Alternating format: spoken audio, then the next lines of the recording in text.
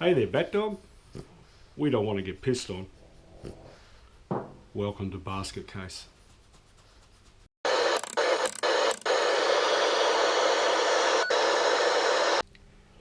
Well, g'day everybody and welcome back.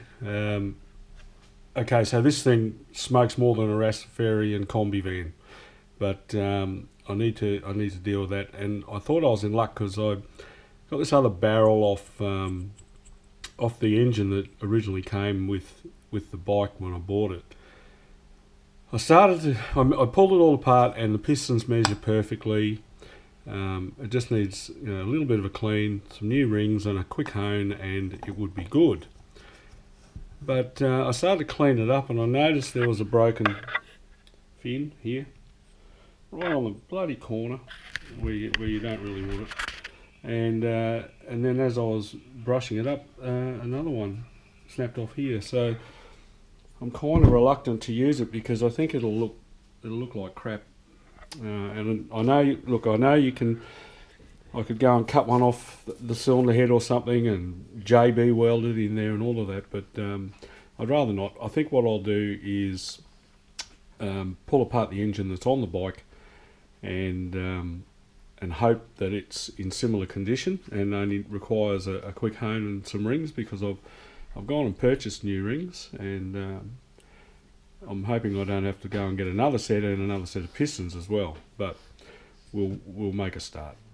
Okay, so we're going to strip this engine down, and I'm going to start with the cylinder head. I need to put new valve stem seals on it anyway, so I've got to pull it apart and make sure that it's all kosher.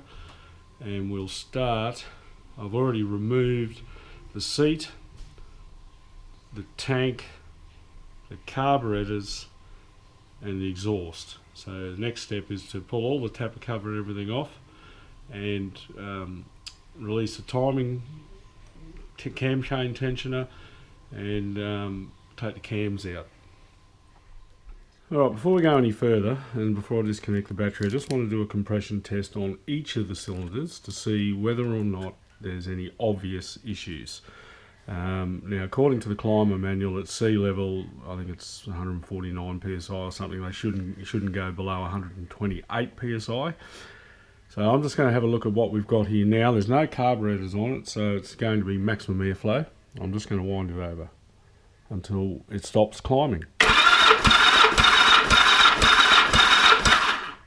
Okay, so cylinder number 1, we have 135 psi, so that's good.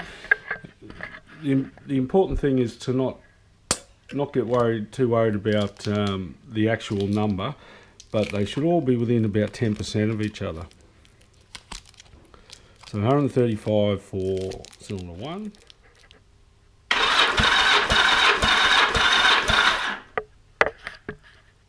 $130 for cylinder 2.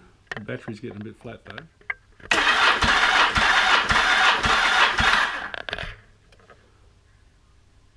It's 125 on cylinder 3.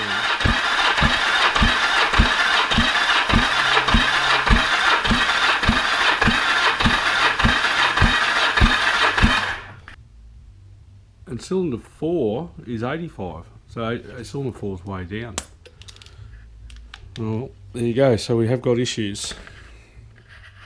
Okay, in the interest of safety, I've disconnected the battery, but I have left the maintenance charger connected, and that'll charge now while I'm playing. So the next job is to remove the tappet cover.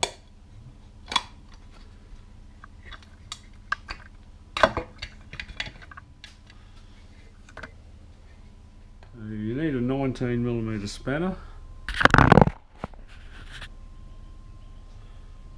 and you rotate clockwise,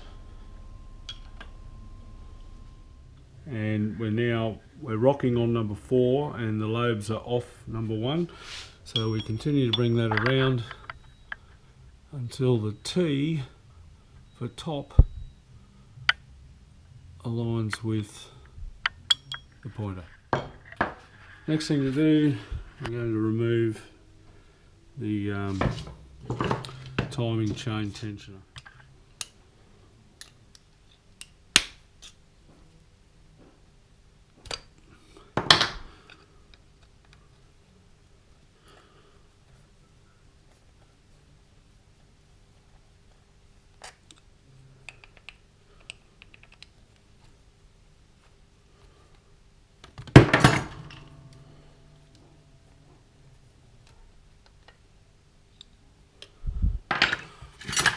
Okay, he's out of there.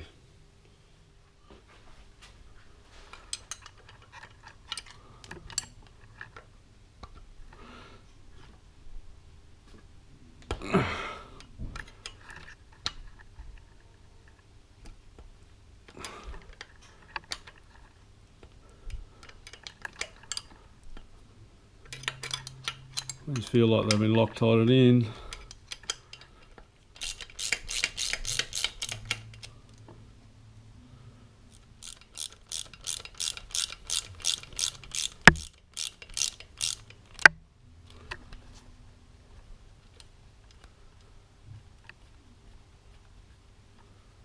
Yeah, Loctite. Alright, now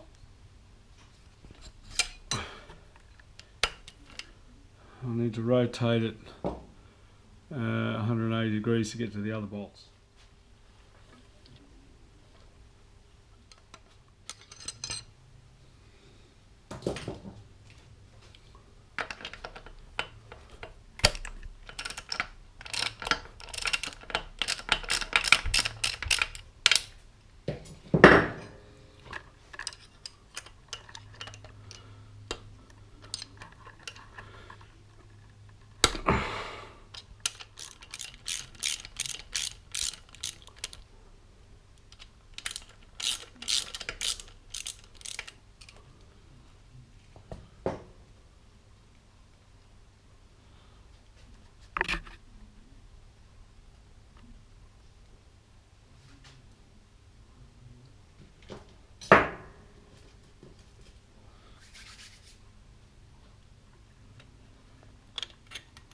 Remove the tensioner.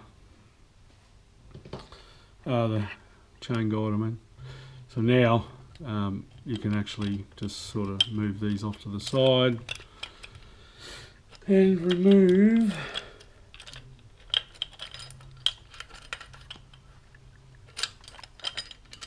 the sprockets and the cam chain. Now you want to just sort of hang this up so it doesn't fall down into the crankcase, and in this case it doesn't really matter because we can always fish it out because we're going to be taking it right down to the bottom of the barrels, but if you're only taking the head off you don't want to go dropping the chain down in there. Alright, so let's now remove the camshafts so that we can slide them out and get this chain out of the way. You should remove these from the centre.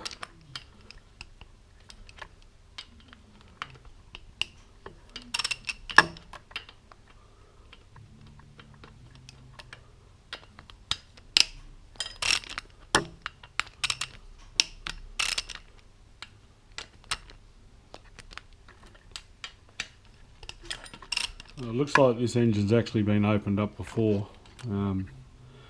Everything's been stamped, which may be an issue because we may have had a rebore at one stage, which won't be good for me. Now we just lift the chain, carefully extract the cam. It's the inlet cam gone.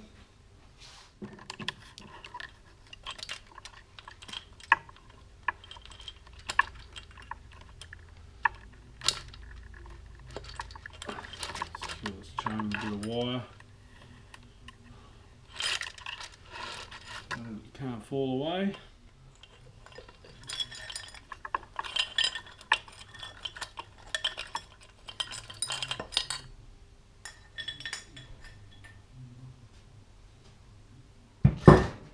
I'm just replacing the caps on the journals so that they don't get mixed up or lost. They go back where they came from. Okay, now we can remove the cylinder head bolts.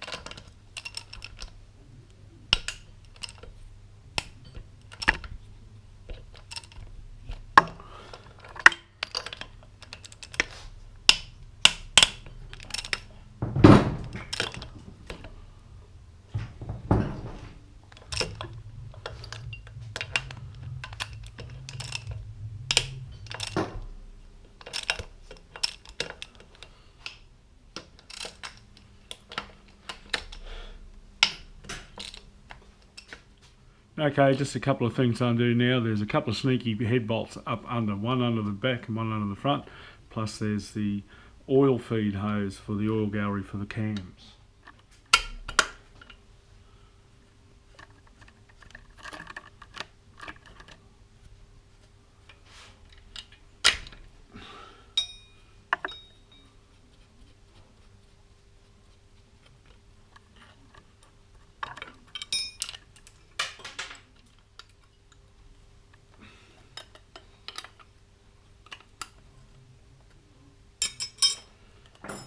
Alright, now I'm just going to start trying to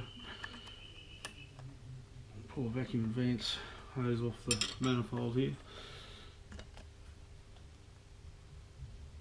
Oh Christ, that's stuck on there.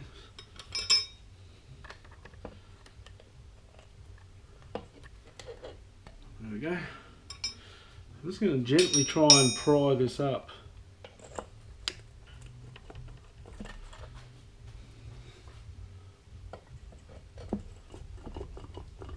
Looks like it wants to go.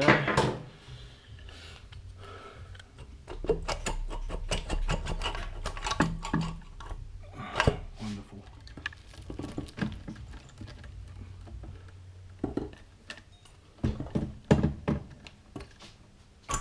Rightio, cylinder head is off and on the bench.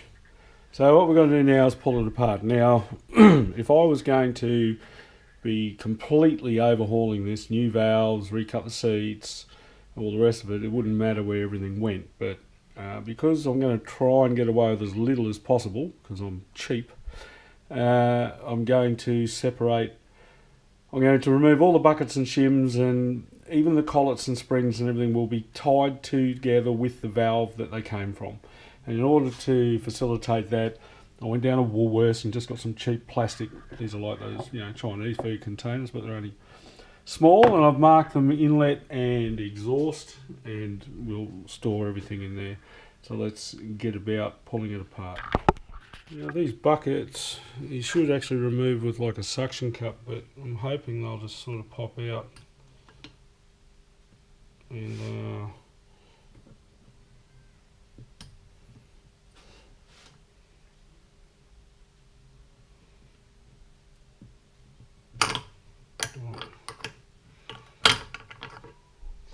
so there's the bucket from the number 1 inlet, and the shim is still sitting in it, so I'll just leave it like that.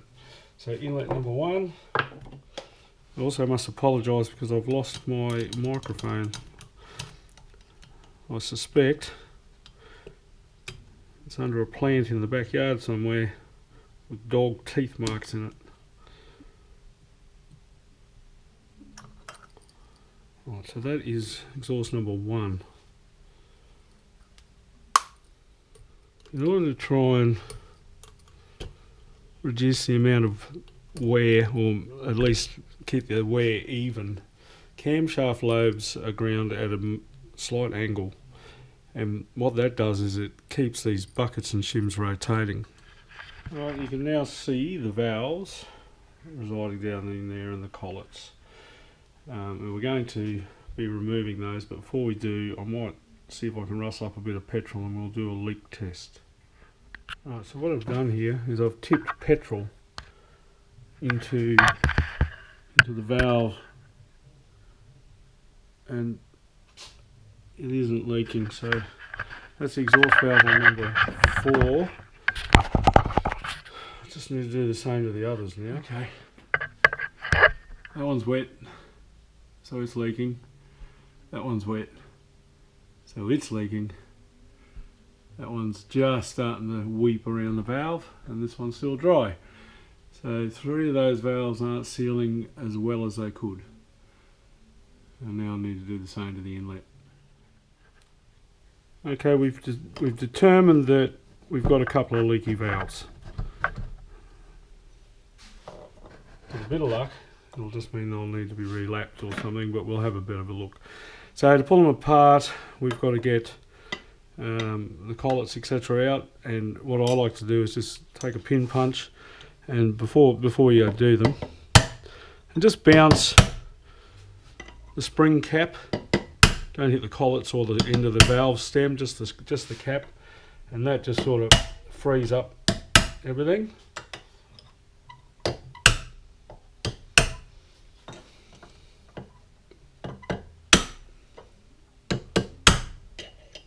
Being gentle, trying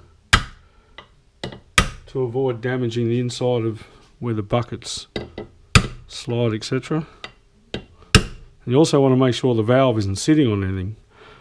I've got this suspended on some timber that is making sure that the valve doesn't come in contact with anything it shouldn't if you're bouncing it.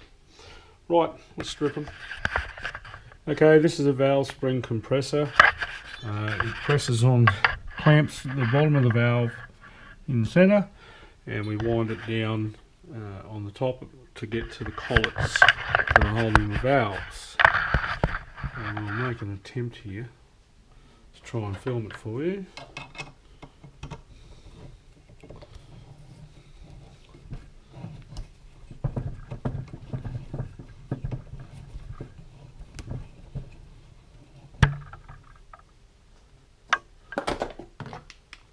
Okay, the collets are now exposed. I'll just get in there with a magnet.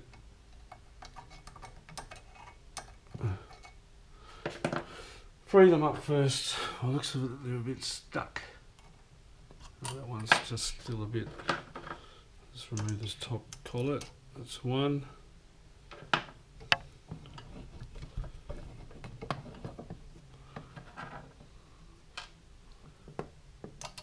And that's two. Exhaust number 4, so they can go into the exhaust number 4 bucket. And we undo it.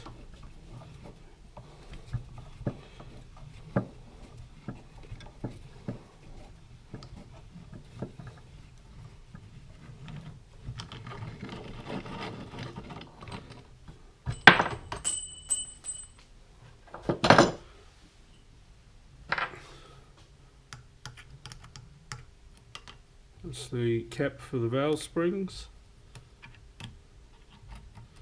That's the smaller of the two valve springs, and that's the top valve spring.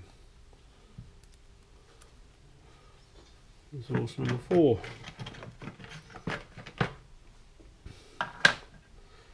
And I can just push down on that valve now and extract him. Right, we'll give everything a good clean up. So what I'm doing to keep the valves separate, I have a piece of card with inlet and exhaust 1, 2, 3 and 4. So this was exhaust number 4, so he'll live in there. I'll just do that to all of the others. Alright, all the valves are out of the head. The valve springs, shims, buckets and collets are all in their marked respective containers, and the valves are held on this card. I'm not going to lie to you and tell you that these are great, because I honestly have seen better. I have seen worse, mind you. So what I need to do is get them cleaned up and see how bad they don't look too pitted, and there's a few stains, but they don't look overly pitted, and it looks like they've been sealing all the way around. But I'll give everything a clean, and we'll see how we go from there. If it does require further treatment, I'll have to send it out either to a machine shop, or I'll have to try and get hold of some valve seating tools and have the valves ground. But what I'll do, I think, is leave it here for now. So this will be part 1 of the freshen up of the top end of a basket case. So I'll go and work out what I want to do, and I'll say bye for now. See you later. Come back, and subscribe. Don't forget to like, because we will be back with more from Basket Case. Bye for now. Yeah, but when you come to turn a corner, you've got to really have muscles the size of Hercules to get around a corner, because the trail is trying to make the wheel go back to straight. Yeah.